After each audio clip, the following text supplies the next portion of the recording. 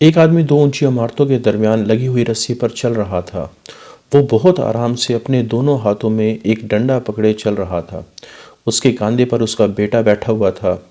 زمین پر کھڑے تمام لوگ انتہائی خاموشی سے اسے دیکھ رہے تھے۔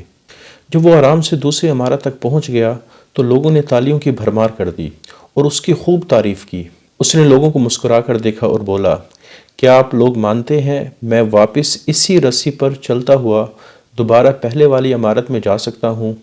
لوگ چلا کر بولے، ہاں ہاں تم کر سکتے ہو، ہاں ہاں تم کر سکتے ہو۔ اس نے پھر پوچھا، کیا آپ سب کو واقعی مجھ پر یقین اور بھروسہ ہے؟ لوگوں نے کہا، ہم تم پر شرط لگا سکتے ہیں کہ تم واقعی یہ کام کر سکتے ہو۔ اس نے کہا، ٹھیک ہے، کیا آپ میں سے کوئی میرے بیٹی کی جگہ میرے کاندھے پر بیٹھے گا تاکہ میں اسے باحفاظت دوسری طرف لے جاؤں؟ اس کی بات سن کر سب کو سکتہ سا ہو گیا اور سب بہت ہی زیادہ خاموش ہو گئے، کیونکہ ماننا الگ چیز ہے اور یقین اور بھروسہ کرنا الگ چیز ہے۔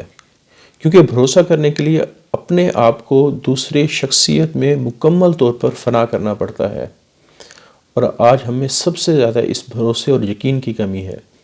جس طرح ہم مانتے تو ہیں کہ اللہ رازق ہے، لیکن ہمارا جو یقین اور بھروسہ عام طور پر اللہ تعالیٰ سے زیادہ اپنی محنت پر ہوتا ہے۔